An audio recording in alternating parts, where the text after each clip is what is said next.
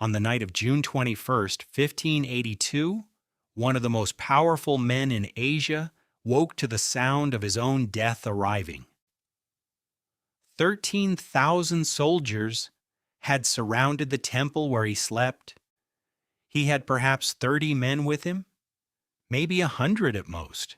He was last seen dancing. His name was Oda Nobunaga, and for most of his childhood, everybody thought he was an idiot.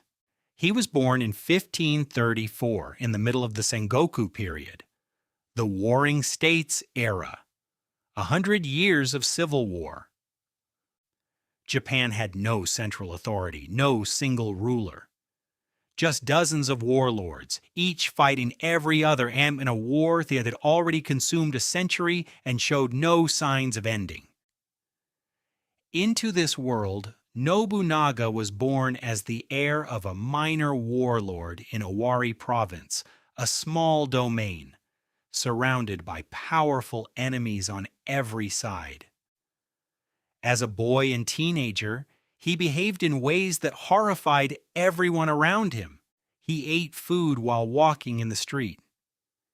He wore a sleeveless bathrobe tied with rope instead of proper samurai clothing. He was seen dancing in taverns in women's clothing, riding his horse backwards through the streets.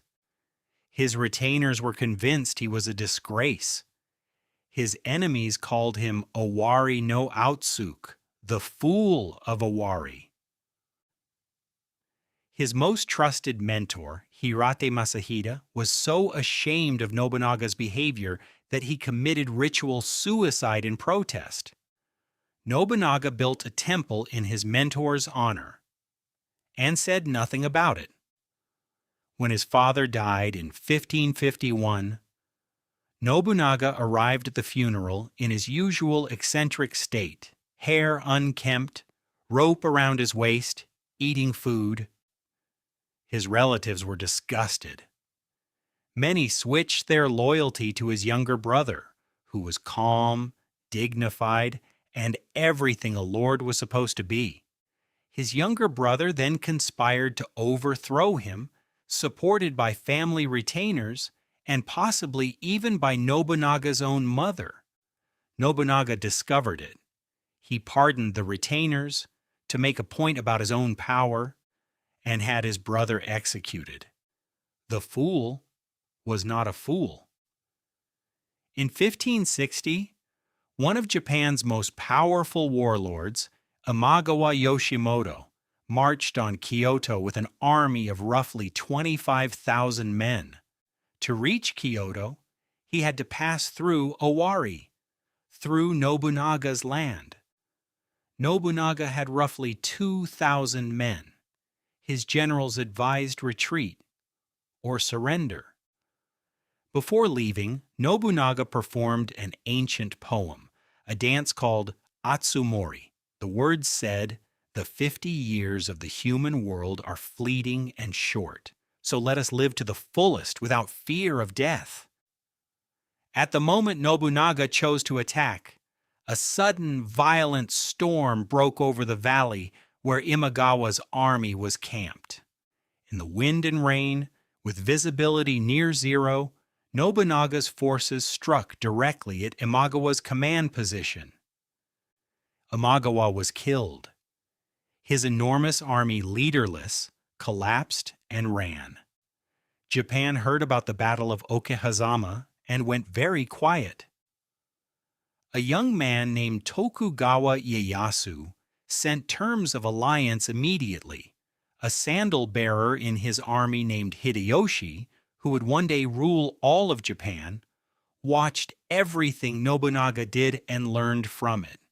Nobunaga had seen Portuguese firearms. Where other warlords saw them as curiosities, he saw them as the future of warfare. In 1575, at the Battle of Nagashino, he deployed 3,000 musketeers in rotating lines behind wooden barriers. The Takeda clan's cavalry, one of the most feared military forces in Japan, charged. into continuous volleys from 3,000 guns firing in rotation. They were annihilated. Japanese warfare, which had been built on cavalry and personal combat for centuries, was transformed in a single afternoon. Province by province, Nobunaga took Japan apart and put it back together under his banner. He built Azuchi Castle on the shore of Lake Biwa, a structure of unprecedented scale and grandeur that announced to everyone watching, a new kind of power had arrived in Japan. He abolished the guild system that had controlled Japanese commerce for generations, freeing merchants to trade without restriction. In 1579, a man of African origin arrived in Japan, brought by Portuguese Jesuit missionaries. His name was Yasuke. Nobunaga had never seen a black man. He ordered servants to scrub Yasuke's skin, convinced the color must be paint. When he understood, he was not frightened or dismissive. He was fascinated. He made Yasuke a retainer, gave him a house and servants, and walked with him publicly.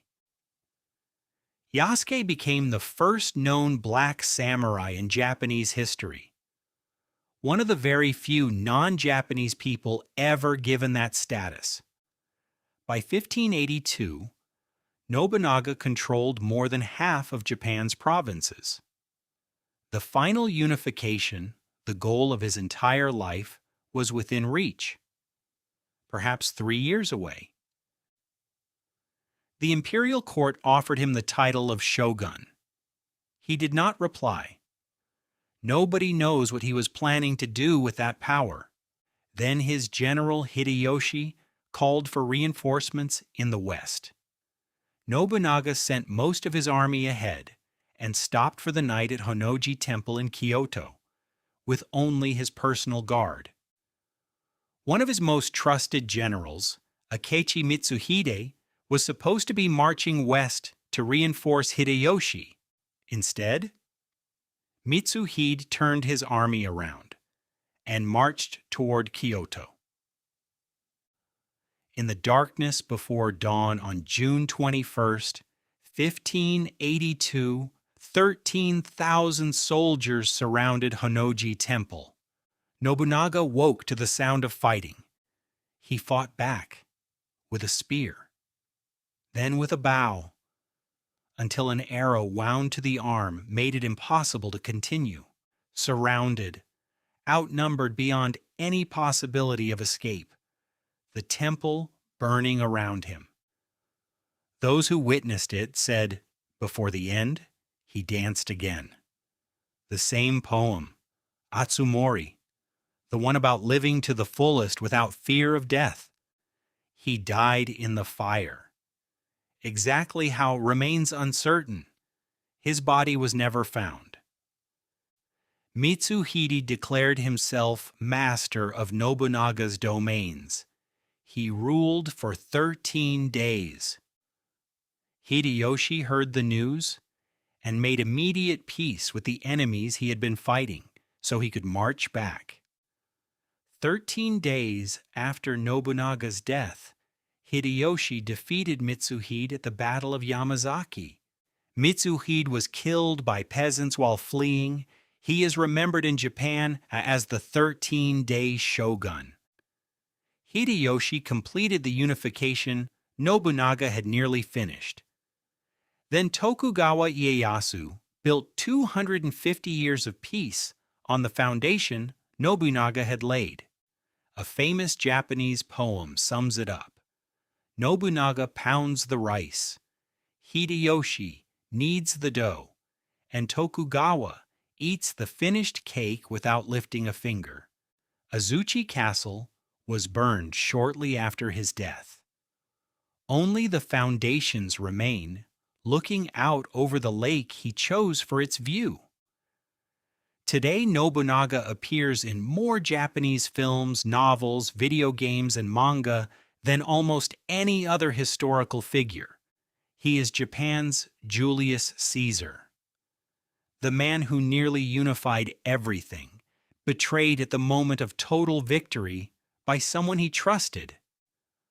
The fool of Owari conquered half a country, transformed warfare, ended a century of civil war, and was killed 3 years before he could finish the job.